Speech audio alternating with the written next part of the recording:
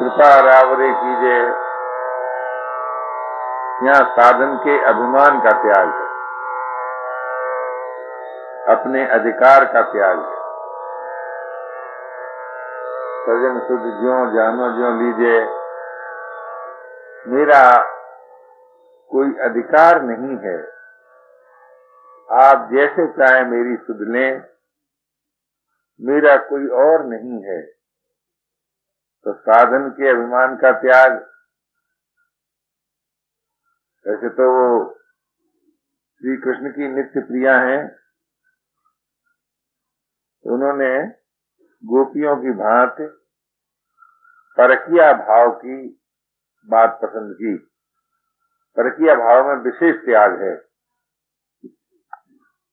परकिया अपने पति पर अपना कोई अधिकार नहीं मानती और सुखिया अपने पति पर अपना अधिकार मानती है, जैसे रुक्मिणी जी। तो मालूम होता है मीरा जी बिल्कुल इस युग की गोपी हैं। कहती हैं मेरा कोई अधिकार नहीं है, आप जैसे चाहें मेरी सुध लें। ये आत्मीय संबंध की विलक्षणता है, मेरा कोई और नहीं।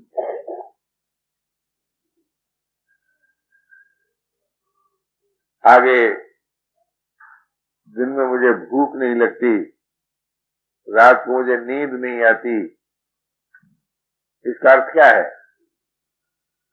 मीरा जी प्राण धर्म से ऊपर उठ गई। भूख लगना प्राणों का धर्म है और नींद आना ये कारण शरीर का धर्म है, कारण शरीर से भी ऊपर उठ गई। अब देखिए उसके बाद तुरंत कहती यह तन मानो अब शरीर से अलग है बिल्कुल। पल पल चीजें खींच रहा है। क्या हो रहा है, कैसे क्या खींच रहा है? ये जो गुणमयी माया से रचा हुआ जो शरीर था वो अब प्रेम तत्व से में विलीन हो रहा है, प्रेम से निर्मित हो रहा है। यानी गुणमयी माया जो थी उसका प्रभाव नाश हो रहा है और भगवान की जो योग माया है उसका प्रवेश हो रहा है। हमको ये अर्थ समझ में आता है। यह तन पल पल चीजें। अब मीरा जी गुणातीत हैं, देहातीत हैं तुरंत। उसके बाद उन्होंने तुरंत ही जो कह दिया मीरा के प्रभु गिरधर नागर मिल बिछुरन नहीं कीजिए। यानी आप मुझे मिल गए अब वियोग न हो। ये उनका अंतिम वाक्य है। और सुनते हैं कि उन्होंने किसी ने फिर उनके शरीर को नहीं देखा, भौतिक शरीर को नहीं देखा। और कानपुरा के तार में से, मंदिर की दीवार में से, श्री विग्रह में से मिल विसुरन नहीं कीजिए, मिल विसुरन नहीं कीजिए, मिल विसुरन नहीं कीजिए। ये ध्वनि बहुत देर तक होती रही। किसी इतिहासकार ने ये नहीं कहा कि मीरा जी का अंत्येष्टि संस्कार हुआ था दुर्गापुरी में, ऐसा किसी ने नहीं कहा। उनका भौतिक शरीर भी प्रेम तत्व में विलीन होकर अपने प्रेम आस्वाद से अभिन्न हो गया। तो इसमें त्याग का भी दर्शन है, अनुराग का भी दर्शन है, योग का भी दर्शन है, बोध का भी दर्शन। सभी बातें आ गई। बोध भी है, योग भी है, अनुराग भी है, त्याग भी है। ये भगवती मीरा जी का अंतिम पद है।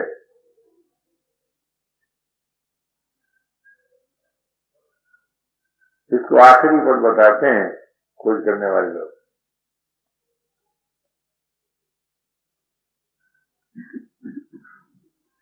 इससे ये स्पष्ट ही है कि जो एकमात्र प्रभु को ही अपना स्वीकार करता है और ये अच्छी तरह जानता है मेरा कोई और नहीं है, और ये भली बात मानता है प्रभु मेरे। एक बात जानने की, एक बात मानने की। मेरा कुछ नहीं है, मुझे कुछ नहीं चाहिए, ये बात जानने की है, ये मानने की नहीं है। और प्रभु मेरे अपने हैं, ये मानने की है, ये जानने की नहीं है। तो जानने से पराधीनता की, सर्व दुखों की, अशांति की निवृत्ति होती है, और मानने से अखंड स्मृति की, अगाध प्रियता की प्राप्ति होती है। यह साधकों का अनुभव है, ये जीवन का सत्य है। इसलिए मनुष्य में दोनों प्रकार की शक्तियां हैं, जानने की भी है, मानने की भी है। एक जो स्थूल शक्ति है करने की, वो भगवत नाते काम करने की है, वर्तमान काम करने की है। इसको भक्त लोग इसे पूजा कहते हैं, और कुछ लोग इसको कर्तव्य कहते हैं, कुछ लोग इसको धर्म कहते हैं। तो कर्तव्य का उत्तर पक्ष जो है, धर्म का जो उत्तर पक्ष है, वो योग है। क्यों? कर्तव्य पालन से मानव राग रहित होता है, विद्यमान राग की निवृत्ति हो जाती है। और क्योंकि कर्तव्य का दूसरा अंग है अपना अधिकार त्याग, उससे नवीन राग की उत्पत्ति नहीं। तो विद्यमान राग निवृत्त हो गया, नवीन राग उत्पन्न नहीं हुआ, और राग में बाधा पड़ती है तभी क्रोध उत्पन्न होता है, तो क्रोध भी नहीं होता। तो राग और क्रोध से रहित होने से योग की प्राप्ति होती है। अब ये देखने में ऐसा लगता है कि इसका कोई क्या अजीब आदमी है, कहते हैं साहब राग और क्रोध रहित होने से योग की प्राप्ति होती है। क्योंकि अधिकार छोड़ने से और अधिकार देने से मनुष्य फ्री हो जाता है। फ्री की हिंदी क्या होगी? स्वतंत्र हो जाता है, स्वाधीन हो जाता है। अधिकार देने से भी स्वाधीन हो जाता है, अधिकार छोड़ने से भी। फिर उसका संसार से कोई संबंध रहता ही नहीं। तो जिसका देना था दे दिया, लेना था छोड़ दिया, संबंध क्यों रहेगा? कहना चाहिए वो जीवन मुक्त हो जाता है। और वैसे देखा जाए वैज्ञानिक दृष्टि से तो कर्तव्य के अंत में योग की प्राप्ति हो जाती है। योग माने अपने में जो अपना प्रियतम है उसके साथ मिलन, एकता, समीपता, अभिन्नता। मिलन की 3 श्रेणी हैं। पहली श्रेणी है समीपता, दूसरी एकता, तीसरी अभिन्नता। इसलिए पहली श्रेणी को योग कहते हैं, दूसरी को बोध कहते हैं, तीसरे को प्रेम कहते हैं। तो मानव जीवन के विकास की जो चरम सीमा है वो योग, बोध और प्रेम की प्राप्ति में है, भोग मोह आसक्ति की निवृत्ति में है। इसी का मूर्तिमान चित्र श्री भक्तिमती मीरा जी का जीवन है।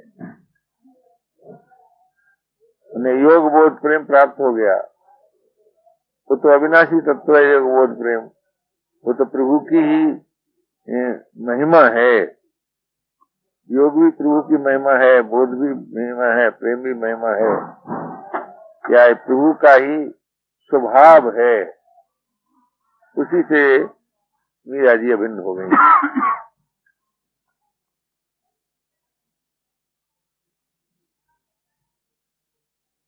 और उसी इन्हीं तीनों की एकता का नाम राधा तत्व भी है, सीता तत्व भी है, गौरी तत्व भी है। अनंत सखियां राधा तत्व से, गौरी तत्व से, सीता तत्व से विलीन होकर अनंत परमात्मा के साथ अभिन्न होती हैं। ऐसा प्रेमियों का मत है। ज्ञान की तो कर दी ना बोध, बोध माने ज्ञान, योग बोध प्रेम, एकता, उस परमात्मा के साथ एकता बोध, समीपता योग, अभिन्नता प्रेम।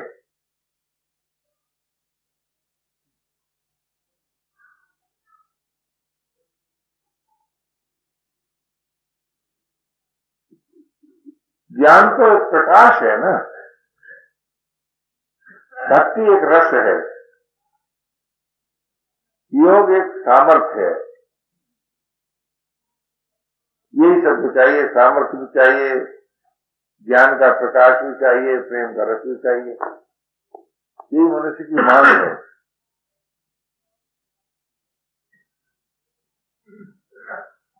क्यों ज्ञान के बिना तो कोई स्वाधीन हो ही नहीं सकता, और स्वाधीन हुए बिना प्रेमी कैसे होगा, उदार कैसे होगा?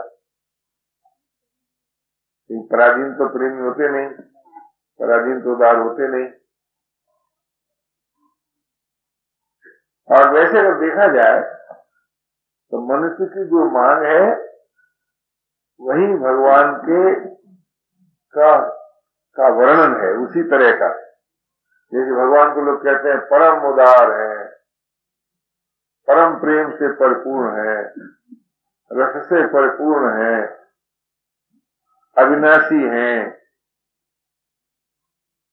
स्वतंत्र हैं।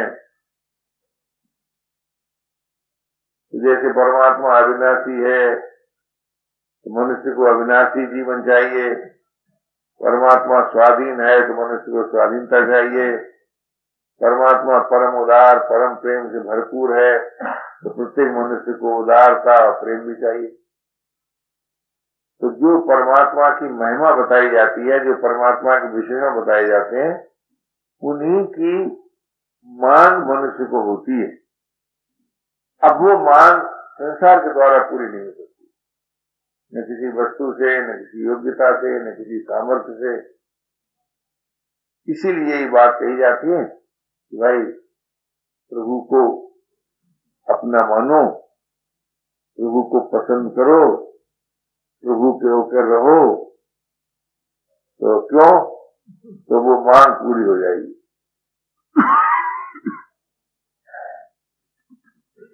किसी भी सामर्थ्य के द्वारा, योग्यता के द्वारा, वस्तु के द्वारा मनुष्य स्वाधीन नहीं हो सका, अविनाशी जीवन नहीं पा सका, रसरूप जीवन नहीं पा सका।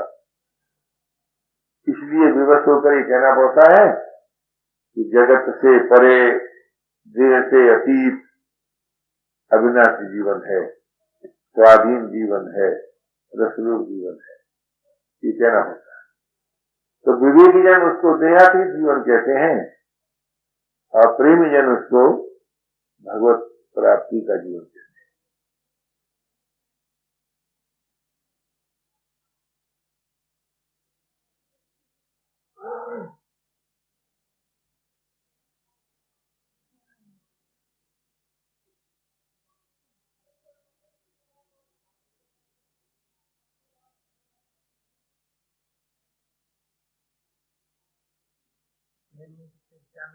विश्वास के आधार पर कहते हैं। नहीं, प्रेम प्राप्त होने का विश्वास हो ही रहेगा, विश्वास हो ही जाता है कि बोध हो जाता है। प्रेम की जगने से पहले जो विश्वास, अगर जिसको अपना माना था उसमें जब प्रियता उदय हो गई तो उससे दूरी भेद भिन्नता रहती है क्या? तो मानना सदैव मानना ही रह जाए ऐसा नहीं होता, मानना प्राप्त होना हो जाता है।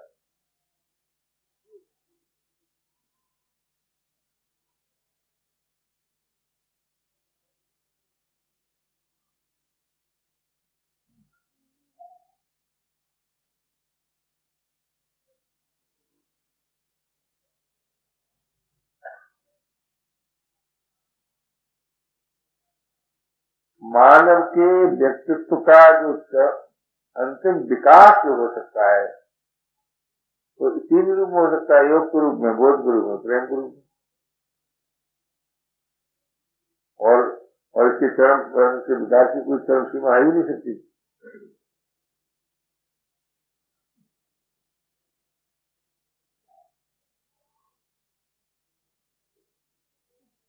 योग कर्तव्यपरायणता से प्राप्त होता है, असंगता से भी, आत्मीयता से भी। विश्वासियों का योग होता है आत्मीयता से, विवेकियों का होता है असंगता से, और भौतिकवादियों का होता है कर्तव्यपरायणता से। तो कर्तव्यपरायणता से भी मनुष्य राग रहित होकर फ्री हो जाता है, असंगता से भी फ्री हो जाता है, आत्मीयता से फ्री हो जाता है।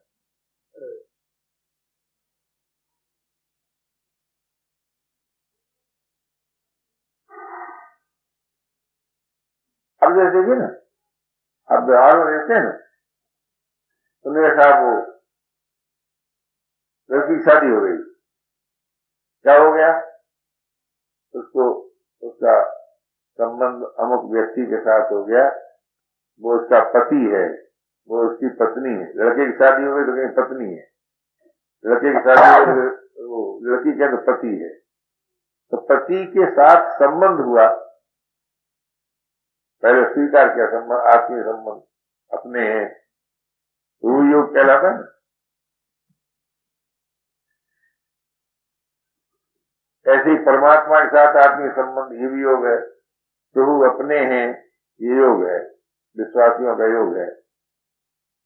और तीनों संसार से अतीत,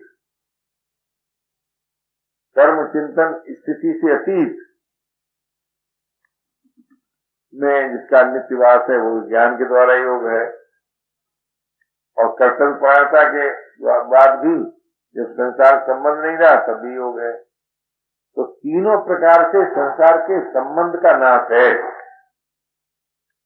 भगवान को मानकर चलो तो, और ज्ञान के प्रकाश को अपनाओ तो, और कर्तव्य का पालन करो तो। तात्पर्य कहने का हुआ कि संसार के संबंध का जो त्याग है, इसी का नाम योग है।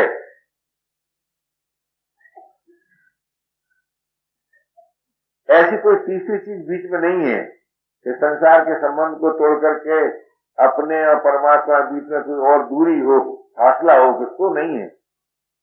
यहाँ संसार के संबंध का त्याग हुआ कि परमात्मा के साथ योग हुआ, चाहे प्रियता को लेकर, चाहे बोध को लेकर, चाहे संयुक्ता को लेकर।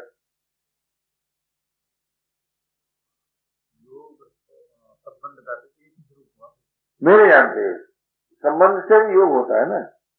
योग तो तीनों का फल है। अब देखिए भगवत गीता के 18 अध्याय, हर अध्याय के नाम फल, अमुक प्रकार विषाद योग, अमुक योग, वो अमुक योग, योग ही लगाया सबने, लगाया कि नहीं। तो योग माने जो जहां सब साधनों की एकता हो जाए।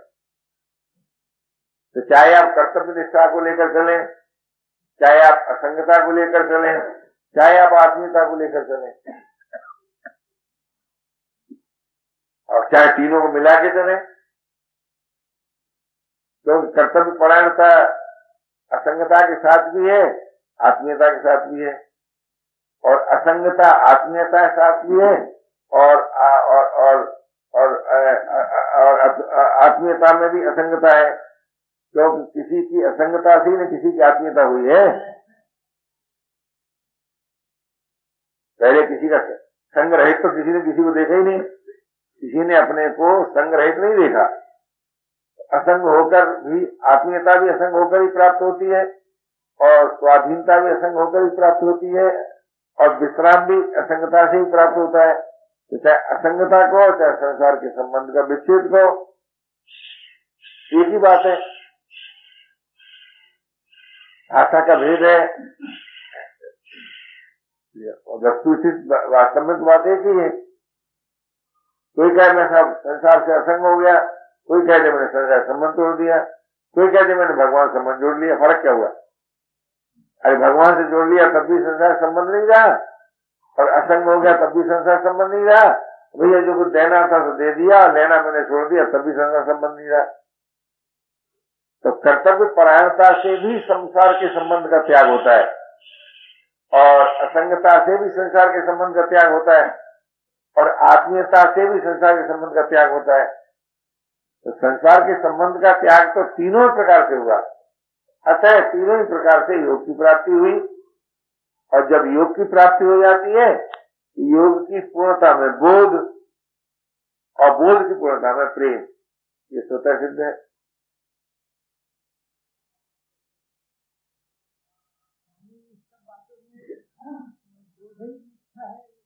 नहीं, वो तो जिज्ञासु के लिए बोध मुख्य है और भक्त के लिए प्रेम मुख्य है, और बीच का जो मध्यम श्रेणी का उसके लिए योग मुख्य है।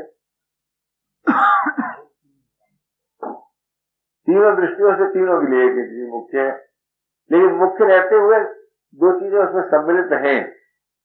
बोध पहले होगा, पीछे प्रेम होगा, योग होगा। योग पहले होगा तो पीछे बोध होगा, प्रेम होगा। प्रेम पहले होगा तो योग बोध भी होगा। ऐसा कब जीवन एक है।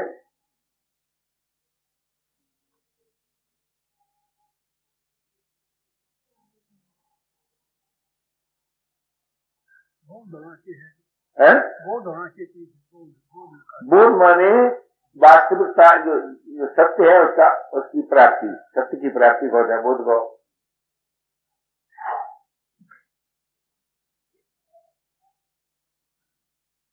जैसे अपने को शरीर मान के रखना, ये बोध नहीं है ना, ये भूल है, ये प्रमाद है। ये प्रमाद की निवृत्ति का नाम बोध है। बोध माने भूल रहे कौन है, वो नहीं, विवेक है, बोध नहीं।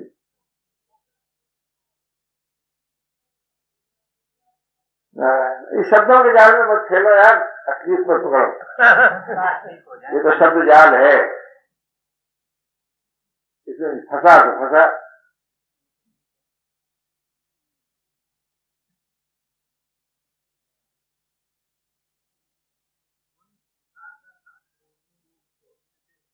है? हाँ नहीं, हाँ ठीक कहते हैं आप, एक तरह से मांग नहीं रह जाती। और इसी को मैंने बताया ना आपसे कि संसार के संबंध तोड़ने मात्र से ही योग की भी प्राप्ति होती है, बोध की भी होती है, प्रेम की भी होती है। वो एक स्वाभाविक है। जहाँ संसार का संबंध टूट जाता है वहाँ परमात्मा के साथ समीपता भी होती है, एकता भी होती है, अभिन्नता भी होती है।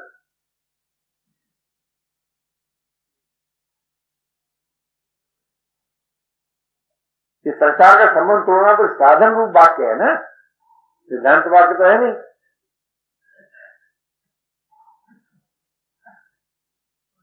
जाना है तो मन का जी थोड़ी सी जाना तो नहीं, जमन का है, जमन से सुन के सुनना है बात मेरा नहीं। हाँ, इसी से आपको निर्विकारता प्राप्त होगी, चिर शांति प्राप्त होगी, जीवन मुक्ति प्राप्त होगी, भगवत प्रेम की प्राप्ति होगी, भगवत प्राप्ति होगी।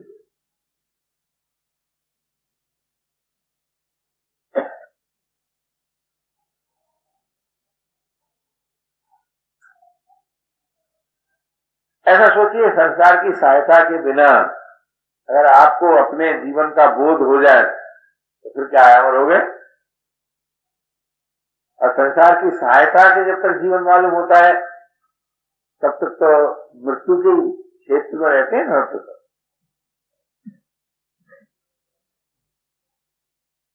शरीर के रहने का नाम जीवन नहीं है।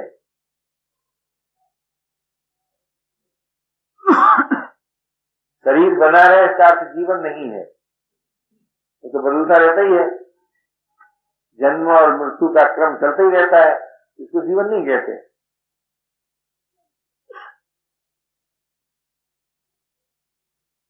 शरीर से संबंध टूटने के बाद जीवन की प्राप्ति होती है।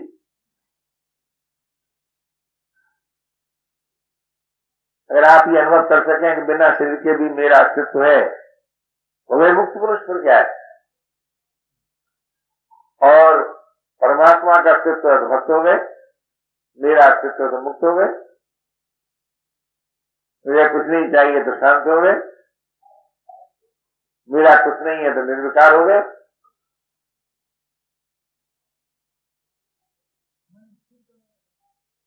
तो क्या अपना मन कभी स्थिर नहीं होगा जब तक कि मन अपना है। भगवान अपना हो तो मन भगवान में विलीन हो सकता है।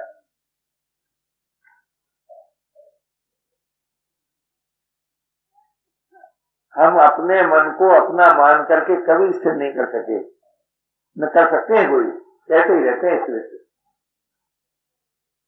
बल्कु लगाते रहते हैं, अपने आप हटता रहता है, बल्कु हटाते रहते हैं, अपने आप लगता रहता है, ये द्वंद्व रहता है। संसार के संबंध का जो प्रभाव है, सच पूछिए तो उसी का नाम मन है। मन कोई स्वतंत्र पदार्थ नहीं है। संसार के संबंध का प्रभाव, यानी संसार का जो आकर्षण होता है ना, तभी मालूम होता है मन है। तो जी चाहता है कि ये मिल जाए, जी चाहता है ये हो जाए, जी चाहता है कि ये हो जाए, संबंध का भाग होता है। अगर संसार के संबंध का प्रभाव नाश हो जाए तो मन नाश हो जाए। ऐसे ही परमात्मा के संबंध के प्रभाव का नाम ही साधना है, और साधना कुछ नहीं है। परमात्मा के संबंध का जो प्रभाव आ जाता है जीवन में, उसी को साधना कहते हैं।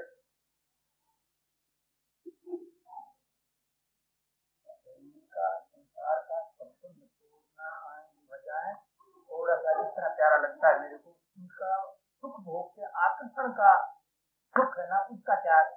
हाँ, बात क्या है, मौज करो दोनों बात है, वो भी करो ये भी करो, बड़ी बढ़िया बात है, काम चल जाएगा, चल जाए तो।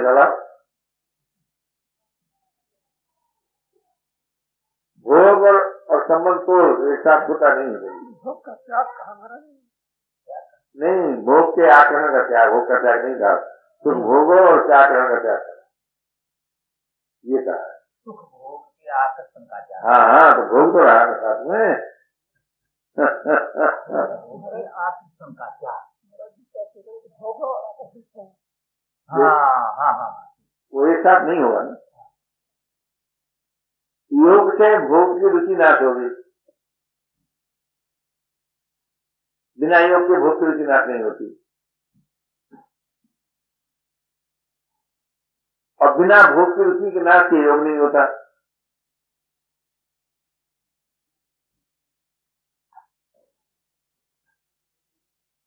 भोग का अर्थ क्या है? पराधीनता में भी जीवन है, रस है, सुख है, ये सुरक्षित बनी रहे, पराधीनता सुरक्षित बनी रहे, बढ़िया भूख लगती रहे, रुचिकर भोजन मिलता रहे, ये भोग हुआ। भूख भी लगती रहे, रुचिकर भोजन मिलता रहे, और खाने की शक्ति भी मिली रहे। नहीं तो ऐसे भी रोग होते हैं शरीर में कि भूख लगी और खा सकते नहीं। एक रोग था, महिला बेचारी को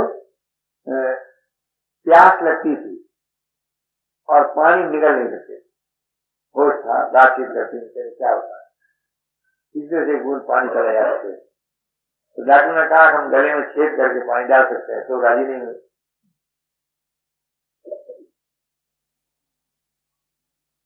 गले में कई तकलीफ हो गई थी।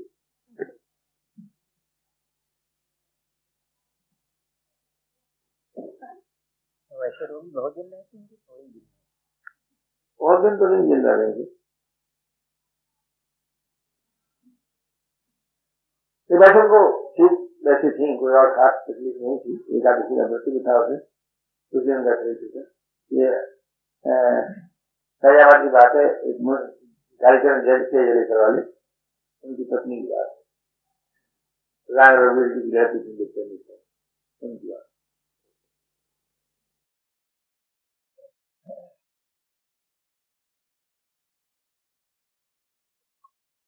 मतलब मेरे कहने का यह है कि अभी तो हम लोग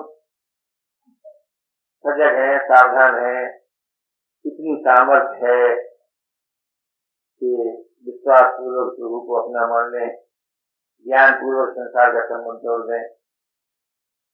ये काम वर्तमान में करने का है, शीघ्र ठीक करने का है, देर करने का नहीं। देर करने के बाद जवानी कब क्या हो जाए कुछ पता नहीं, ये चेतना ही नाश हो जाए, जवानी खराब हो जाए, क्या हो जाए, क्या होता है। इसलिए शीघ्र ये अनुभव ही करना चाहिए, मेरा कुछ नहीं है, मुझे कुछ नहीं चाहिए, प्रभु मेरे अपने हैं, सब कुछ प्रभु का है। चाहे मान के चलो प्रभु अपने हैं, सब प्रभु का है, चाहे जान के चलो मेरा कुछ नहीं, मुझे कुछ नहीं चाहिए, चाहे चारों को मिला दो। आप विचार कीजिए, बहुत जरूरी बात है ये। और ये बात जिस वक्त देखिए हमारे पास देवी जी आई तो हमने उनसे पूछा कि तुम क्या चाहती हो, तो उन्होंने बड़े सीधी सरलता से ईमानदारी से कह दिया कि इतने बड़े संसार में मुझे कोई अपना करके नहीं मालूम होगा। एक बात उन्होंने ये कही। दूसरी बात ये कही कि मैंने सोचा था कि मैं पढ़ लिख जाऊंगी, स्वावलंबी हो जाऊंगी, सदाचारी बनी रहूंगी तो मेरी मांग जो है पूरी हो जाएगी। तो वो भी मेरी नहीं हुई मांग पूरी। पढ़ लिख गई, सदाचारी बनी रही, समाज में सम्मान मिल गया, रोटी की सुविधा हो गई, फिर भी मैं इस अभाव का अनुभव करती हूं कि कोई मेरा नहीं और मुझे कोई अपना चाहिए। ये बात उन्होंने कही। और अनीश्वरवादी वो नहीं थी, लेकिन ईश्वरवादी होते हुए भी ईश्वर से विद्रोह करते थे, लड़ती थी। तुमने मुझे क्यों बनाया? मैं कहा तुमसे कहने गई थी मुझे बनाना, और जब बनाया तो मैं जो चाहती हूं सो होता क्यों नहीं? इस तरह का विद्रोह रखती थी ईश्वर से। और कभी कभी तो मनोविज्ञान की पंडिता हैं और ये भी कहे कि मैं अस्पताल में एक दिन गई तो मैंने एक मरीज को इतना इतना भयंकर दुख में पड़ा देखा कि वो घोर संकट में था। तो मुझे वो क्षोभ हुआ, हे सृष्टि के रचने वाले, तू कैसा करुणामय है जो तेरी सृष्टि में इतना दुख है। तो इस तरह से अनेक प्रकार से उनके जीवन पर एक ऐसा गहरा प्रभाव पड़ा कि मैंने पढ़ लिख कर भी पूर्ति तृप्ति मेरी नहीं हुई, रोटी खमा खाकर भी तृप्ति नहीं हुई, समाज में स्थान पाकर भी तृप्ति नहीं हुई, अब मुझे कोई अपना चाहिए। तो मैंने बड़ी डरती डरती जवान से कहा, दबी जवान से, बहुत डर के साथ, कोई न मालूम क्या अंडवट बकने भाई। मैंने कहा भाई कोई एक है तो ऐसा। बोले ऐसा इस पर मेरा विश्वास ही नहीं होता, ये उन्होंने कहा। तो मैंने कहा ठीक है, ये तो बात सत्य का विश्वास नहीं होता? बोले हाँ ठीक है, सरलता से उन्होंने कह दिया। तो हमने कहा देखो वो हमारे मित्र हैं और हम भी उनसे प्रार्थना करेंगे, और तुम एक दफा ये तो कह दो कि तुम मुझे अपना विश्वास दे। मैं आपसे क्या निवेदन करूं? प्रभु की महिमा कि वही देवकी जी आज यूं कहती हैं कि जब मैंने ये पसंद किया तो उन्होंने मेरे करने वाली बात नहीं की, अपने करने वाली बात ही की। मुझे तो आश्चर्य होता है कि आप भगवान पर बात करते हैं, निर्जीव होकर बात करते हैं। ये निर्जीवता नहीं चलती इस पर प्यारे, इसमें हृदय चलता है, जीवन चलता है। भगवान यदि है, मैं आपके लिए कहता हूं, मेरे लिए तो है ही है, तो अभी भी वैसा ही है जैसा कभी था। उसमें कोई परिवर्तन नहीं हो गया है, उसकी महिमा नहीं घट गई है, वो कुछ बदल नहीं गया है, वो अभी भी वैसा ही है जैसा था। ऐसी बात नहीं है कि उसमें कुछ परिवर्तन आ गया हो। पर हम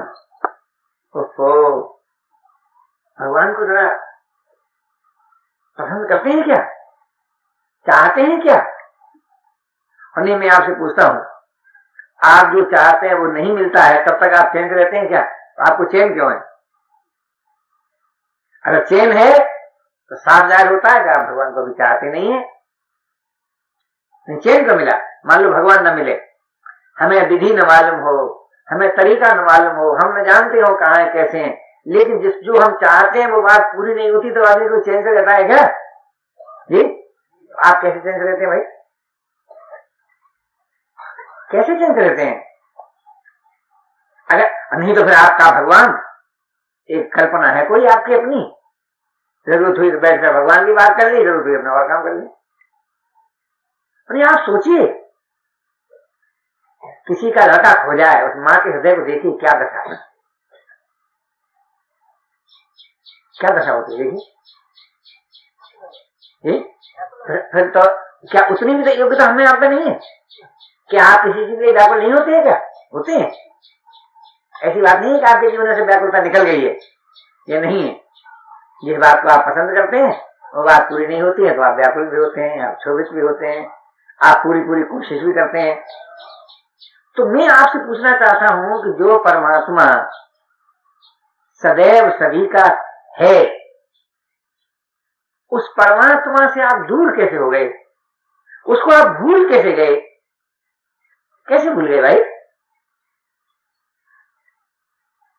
आप विचार कीजिए। तो आप ये जो सोचते हैं कोई तरीका बताएगा, कोई विधि विधान बताएगा और उससे मुझे परमात्मा याद आ जाएगा, तो टेक्निक हमको मालूम है। हम चेला बनाना जानते हैं, हमने बचपन में बनाए बहुत से चेले, और तुम वो बना सकते हैं और 12 वर्ष अटकाए रहे।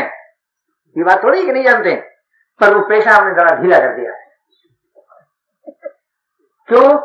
लोग फिर हमको पढ़ने लगते हैं, भगवान को भूल जाते हैं। आप देख लो, आंख खोल के देख लो, जिन लोगों ने ज्यादा भगवान की बात सुनाई लोगों को, उन्होंने भगवान तो नहीं पकड़ा पर सुनाने वाले को कस के पकड़ लिया। तो जैसे कोई डूबने वाला खुद पकड़ लेता है तो बचाने वाले को डुबाई देता है।